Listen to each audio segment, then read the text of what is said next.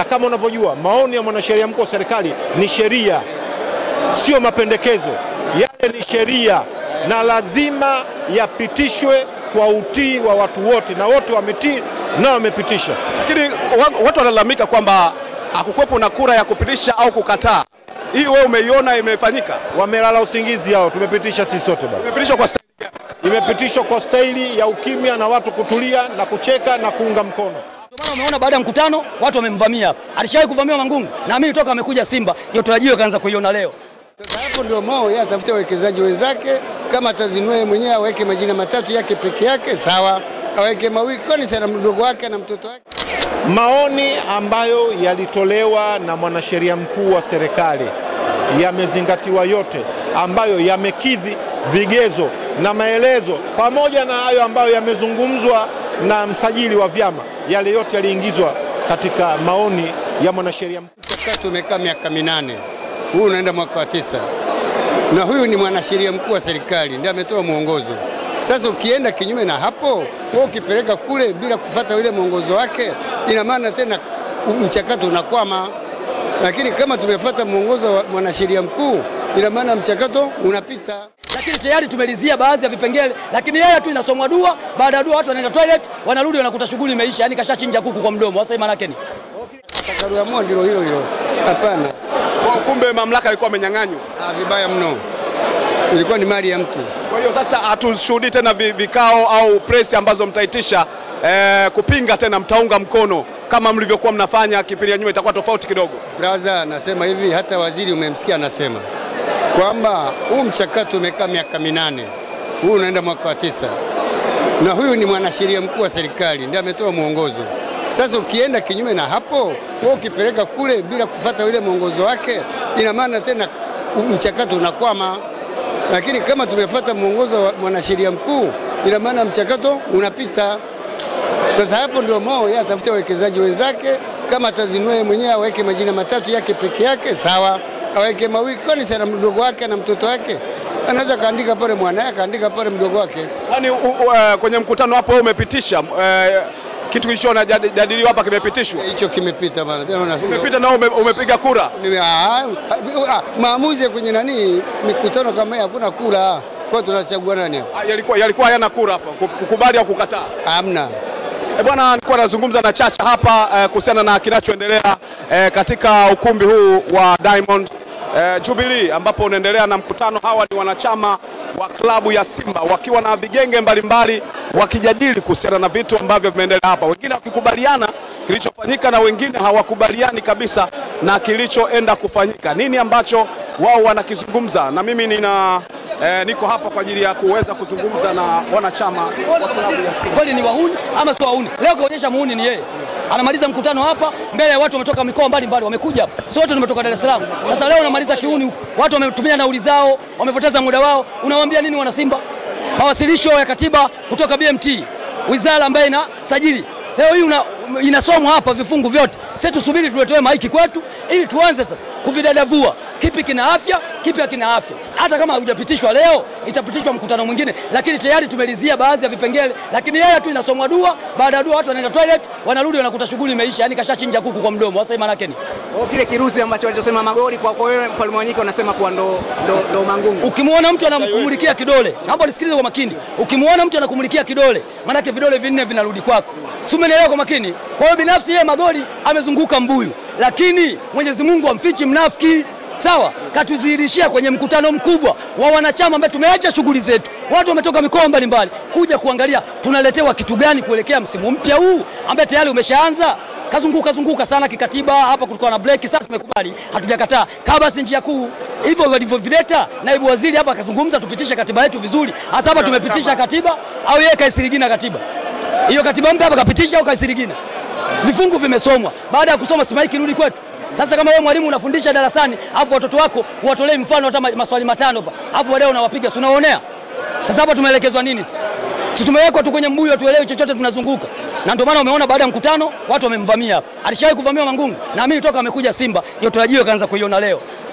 Yaani joto la jiwe ndo kaanza kuiona leo, kuaminisha kwamba wana Simba hawamtaki, na sio hawamtaki kwa sababu anahusuda na yeye. Hawamtaki kwa sababu wameshindwa kutekeleza yale aliyoyaahidi. sawa, kwenye kampeni zake na leo kazilisha, lakini kwenye mkutano huu wote nawaambieni tu ukweli, kaniona mimi tu pamoja kunitaja jina, nilikaa pale na ndo alikomulika hapa. Kuna mtu mmoja hapa anaonekana anipendi kweli, niko pale maana yake kaniona, anaonekana mimi ndo nashindikiza yule jamaa kwa pale hapa kwa mic ili azungumze au pengine niipate mimi, lakini binafsi sikuwa na huruka ya mic. Yule ambaye alihitaji mic kaiomba kwa kumsujudi, kampelekea na kazungumza na kakili kwamba hivyo vitu havijafanyika. Haya, hao nao wampendi Mangungu, eti wanachuki na Mangungu, manake yeye kashashindwa kufanya kazi Simba. Tumewasilishiwa hapa mapendekezo ya maboresho ya katiba kwenye masuala ya uwekezaji, vimesomwa pale, kila mtu kasikia, zaidi ya dakika 20 kasoma hapa. Baada ya pale karudishiwa kijiti Mangungu, aturudishie sisi wajumbe tutoe maoni kama tulivyotoa kule kwenye kusomewa mapato na matumizi. Kwa nini sasa inasomwa dua? Baada ya dua watu wanaenda toilet wanarudi, watu wanaambao wanyoshe viungo na mediali, yeye kafunga mkutano. Wewe kuona wapi mkutano wa kitoto kama huu? Hata mkutano wa harusi nao fungu hivi. Haya, hiyo harusi mnaenda kuifanyaje kama mjafunga kila kitu? Kwamba gari atakodi nani, hela labda ya usafiri atakusanya nani? Hii inafunga hivi, nani atashughulikia hilo jambo? Kwa hiyo msimamo wako ni upi? Mangungu imepita. Maoni yalikuwa mazuri lakini imeshapita fresh. Maoni hayajapita. Nani kapewa maoni sasa? Ile imesomwa tu vifungu vya kanuni vinavyotakiwa. Sasa katuitia nini sasa? Tunawezaje kupitisha kitu ambaye sisi hatujatoa maoni yetu? Ushakuona? Haya ni kizuri. Kile kitu ni kizuri. Yamesoma, lakini kuna vitu mule vina athari pia kwetu. Tulitakiwa tutoe maoni. Kile sema ya kusema kwamba kadi za wanachama hazitosainiwa na rais. Sasa anasaini nani? Maana hata mimi nina uwezo wa kutoa kadi nikampa mtu. Kile mwenyekiti anatakuwa na nguvu. Akipo hicho maana hata yeye asaini. Maana hata mimi binafsi naweza nikafyatua kadi zangu nikakupa. Tunataka tutoe maoni yetu ili tufafanuliwe vizuri pale. Sababu hii katiba tunaenda kuipitisha maana kwa kutufeva wana Simba, sio kumfeva tajiri. Mimi kila siku nasimama kwa ajili ya Simba. Sisimami kwa ajili ya Mo wala mwingine yoyote. Nasimama kwa ajili ya klabu ya Simba. Sasa yeye baada ya kutufungulia watu watoe maoni yake, anafunga mkutano, anaenda kujitujibia wapi? Na yeye muda wake anamaliza. Kwa hiyo naamini hiki kilichowasilishwa kutoka Wizara ya Michezo leo sisi hatujakipitisha. Hapa tumejadili mapato na matumizi tu. Ndio tulichokijadili hapa. Kwa hiyo kuhusu katiba itapita kwenye uchaguzi wa viongozi wapya, ndio watakuja kusimamia hili na hao ndio wataipitisha hii. Na mimi tutapata Simba bora. Hao ni mashabiki wa Simba. Mnandi alikuwa anazungumza, huyu ni shabiki wa Simba. Na mwisho siku tumepata maoni kutoka kwa mashabiki wa Simba na wanachama na vitu kama hivyo. Na niko namuona kwa mbali Mwina Sefu Kaduguda. Nataka nipate angalau maoni yake kidogo kuhusiana na hiki ambacho kinaendelea. Kwa mbali kidogo niangalie. Mwina Sefu Kaduguda, unainukuu namba. Ukija baada ya miaka 10 nakupa ile ile. Mwina Sefu Kaduguda, heshima yako. Bani acheni kwanza. Acheni kwanza. Hapana. Kwenye mkutano mkutano umeonaje Mwina Kaduguda? Acheni. Waulizeni wanachama. Kidogo tu. Hapana, mimi ni kiongozi mstaafu. Kwa hiyo kiongozi mstaafu bado ni kiongozi. Wanachama wanalalamika kwamba haijapitishwa. Utaratibu unasemaje kwa? Naomba waulize wanachama. Wewe unasemaje? Na ulikuwa kwenye mkutano. Naomba waulize wanachama wanaolalamika. Na kuuliza wewe unalalamika ulalamika? Lalamika. Sijalalamika. Mambo yameenda vizuri. Sijalalamika. Mambo yameenda vizuri. Waulize wanachama sasa. Wewe mwenyewe mwanachama pia. Mimi ni kiongozi mstaafu. Sijalalamika. Mambo yameenda vizuri. Hapana. Waulize wanachama. Upande wako mambo yameenda vizuri. Waulize wanachama. Waulize wanachama. Niwaulizeje sasa? Wanachama si unawaona, waulize. Unaona wanalalamika kwa upande wako unasema. Sasa nani analalamika? Mmoja wapo. Mmoja wapo nani analalamika? Wengi wapo. Sasa waulize hao. Unasemaje lakini mkutano na hoja za Waulize wanachama. Sawa. Bwana ni Mwina Kaduguda ambaye alikuwa anazungumza naye hapa na kila kitu ambacho kimeendelea katika ukumbi wa Diamond Jubilee na kile kitu ambacho kimefanyika hapa. Niko na Hasano hapa na niko naye. Wengine wanataka kuelewa, wengine wanataka kusikia bwana mali hizi ziko chini ya wanachama. Trustee ndio amebeba dhamana ya kwetu, lakini kule kubeba kwake yeye hakumpi nafasi ya kuuza, hakumpi nafasi ya kuazimisha, hakumpi nafasi labda ya kwenda kuweka rehani. Hapana, kazi yao ni kutunza tu. Pamoja trustee na Rita watashirikiana pamoja kuona mali zetu ziko salama. Baada ya mkutano wa leo sasa unaamini chombo kimeshanyanyuliwa? Chombo kimenyanyuliwa, kimeingia katika track, kinakwenda mbele sasa. Hili ndio jambo kubwa. Simba imekaa sawa tena sana. Simba imara kabisa. Lakini hatujaona kuhusiana na upande wa watendaji wa Simba kwa maana ya muundo mzima wa Simba, hatujaona jinsi ambavyo ulikuwa unazungumza. muundo wa klabu ya Simba kwa maana ya secretariat ambayo itakuwa inaongoza yenyewe inakwenda kuingizwa katika chombo kinachoitwa MEMAT. Kwa hiyo kutakuwa na mfumo huo. Ndio maana nasema tena kwamba mara nyingi watu wanaposikiliza mkutano hawazingatii ambayo yanazungumzwa, labda pengine kutokana na mazungumzo yale ni ya kisheria zaidi. Haya yote yamezingatiwa na amewekwa kwamba masuala haya yatafanyika na yatazingatiwa ndani ya secretariat, kwa maana mtendaji mkuu anakwenda kuingia huko na kutambulika rasmi. Kwa maana tuseme kamati tendaji ya Simba sasa itaundwa, na itaanza kuundwa vipi wakati Simba ilikuwa haina kamati tendaji ya Simba? Mpango utakuwaje? Hapana, uongozi uliopo ndio kamati yetu ya utendaji, wao ndio wanaotuwakilisha sisi. Hizi ndio tafsiri ambazo tunazungumza za watu ambao hawaelewi. Uongozi uliopo wa klabu ya Simba wa wanachama ndio kamati yetu ya utendaji, sio watu wapya, hapana. Ukirejea kwenye barua ya baraza la michezo ambayo ilitoka, ilionyesha maeneo kama matatu. Moja ikionyesha kwa maana neno mwekezaji kwa wawekezaji, lakini ilienda kwa maana ya kamati tendaji ya Simba iwe na muundo kabisa wa katibu wao ambaye wanatoka na maamuzi kwenda kwenye kwa maana ya bodi ya wakurugenzi.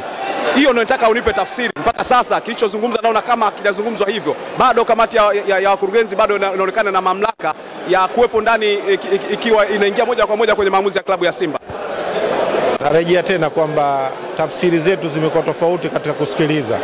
Mheshimiwa Waziri pale alizungumza mwanzo, naibu waziri alisema kwamba maamuzi ni ya wanachama, lakini maamuzi haya lazima yazingatie sheria na taratibu za vyombo vya serikali ambavyo vinasajili. Inawezekana watu katika kusikiliza hawakusikiliza vizuri, na akasema kwamba nyinyi ndio mtakaoamua kwamba haya mnayoyataka yanakwenda katika utaratibu wa kisheria au mnataka vinginevyo. Kwa hiyo vinginevyo mnaweza mkakataa ya yote, mnaelewa. Lakini maoni ambayo yalitolewa na mwanasheria mkuu wa serikali yamezingatiwa yote, ambayo yamekidhi vigezo na maelezo, pamoja na hayo ambayo yamezungumzwa na msajili wa vyama. Yale yote yaliingizwa katika maoni ya mwanasheria mkuu wa serikali, na kama unavyojua maoni ya mwanasheria mkuu wa serikali ni sheria, sio mapendekezo. Yale ni sheria na lazima yapitishwe kwa utii wa watu wote, na wote wametii na wamepitisha. Lakini watu wanalalamika kwamba hakukuwepo na kura ya kupitisha au kukataa. Hii wewe umeiona imefanyika? Wamelala usingizi hao, tumepitisha sisi sote baba. Imepitishwa kwa staili gani? Imepitishwa kwa staili ya ukimya na watu kutulia na kucheka na kuunga mkono. Ndio staili ya kupitisha hiyo, sio mnakubali au mnakataa? Tumekubali sisi sote. Mimi ni mmoja wa watu katika wajumbe. Mimi nasema nimekubaliana, wenzangu wote ambao nimekaa nao wote wamekubaliana nayo. Kwa hiyo hawa ambao walikuwa wanaona kama hajapitishwa walikuwa wamelala usingizi ndani ya mkutano. Labda kwa kusaidia kwa uchache kidogo kuwasaidia watu kuhusiana na wawekezaji hao wengine ambao wataongezeka, wataingia kwenye mfumo gani kwenye uongozi sasa? Wataingia kwenye namna gani wataingia kwenye mfumo? Haya ni masuala ya kisheria. Ndani ya klabu kuna wanasheria, ndani ya bodi kuna wanasheria. Kwa hivyo haya yote wao watayaingiza katika mfumo ambao huu tumeupitisha leo. Mfumo huu ambao leo unatoa ruhusa ya watu kuwa na nguvu ya kwenda kuwekeza katika klabu ya Simba. Kwa hivyo ni taratibu ndogo tu kufanya biashara ya uwekezaji kupitia mali zinazohamishika au siohamishika. Hapana, ilikuwa ni juu ya biashara ya logo ya klabu ya Simba, na ili limezingatiwa. Lolote la kumalizia pengine kuhusiana na mkutano huu ambalo pengine hatujakuuliza, ambalo watu wengine nataka kufahamu, sio wote ambao walikuwa kwenye ukumbi huu ambao ni mashabiki na wanachama wa Simba? Mimi niseme tu kwamba wanachama wa klabu ya Simba ni watu watulivu, wasikivu na watu ambao wana mapenzi makubwa na klabu ya kwao. Hali kadhalika mashabiki ambao wapo huko nje, wao pia wana hamu ya kutaka kuingia humu ndani. Tuambiwe wawe na subira. Mchakato wa wao kutaka kuingia na kuwa sehemu ya wanachama utaanza tarehe 5 Januari mwaka 2026. Hili ni jambo zuri na jambo kubwa la kujivunia. Kwa hivyo Simba inazidi kutanua na kutanuka katika pembe zote za nchi yetu, na tutakuwa na idadi kubwa sana wanachama ambao itakuwa ni sehemu ya mapato ya klabu. Zile nakisi ambazo tunazisikia zinatokea zitakuja kuondoka, zitakuwa zipo. Na jambo jingine ambalo nimeliona wanachama wamelizungumzia ni suala la auditor. Hili ni jambo kubwa sana la msingi kusema ukweli, na naamini viongozi wetu watakuwa wamezingatia. watafanya utaratibu kama walivyosema wenyewe pale. Mtendaji mkuu amesema yako makampuni matatu ambayo yameomba kuwa sehemu ya ukaguzi. Ni makampuni ambayo makubwa kabisa. Kwa hiyo naamini makampuni yale yataletwa tena katika mkutano wa wanachama kuja kupitishwa. Mmoja wapo ni yupi ambaye sasa atakuwa ndio mkaguzi mkuu wa mahesabu ya wanachama wa klabu ya Simba. Unaiona wapi Simba mara baada ya mkutano huu sasa? Inakwenda mbele sana. Kivipi? Pengine mtu ambaye haelewi chochote, kuna watu wengine ambao uelewa ni mdogo, wanataka pia uwasaidie kuelewesha, kwa sababu wewe unaelewa mambo mengi sana. Simba baada ya mkutano huu itakwenda kuwa bora zaidi katika maeneo mengi sana. Moja, wigo wa wanachama na mashabiki wake, lakini pili, wigo wa uwekezaji, tatu, wigo wa sponsorship, lakini kubwa zaidi ambalo sisi tunatoka nalo hapa, klabu ya Simba kazi yake ni mpira wa miguu. Kwenda kucheza mpira na kuchukua makombe kwa nguvu zote. Hili ndio kubwa, na hili ninaliona wazi kabisa kwamba uongozi pamoja na hawa ambao watakuwa wako huko katika uwekezaji wa klabu ya Simba wanawekeza kwa sababu ya Simba kufanya vizuri, na moja ya eneo kubwa la Simba kufanya vizuri ni timu kushinda. Kwa hivyo kila mmoja atakuwa na hamnalo kubwa sana hili la kuhakikisha kwamba Simba inashinda na inapata mafanikio mengine. Mimi ni watoe hofu wenzangu, tuwe tuko pamoja, tushirikiane pamoja, tuijenge Simba yetu. Simba imara, Simba kubwa sana, Simba nguvu moja. Asante.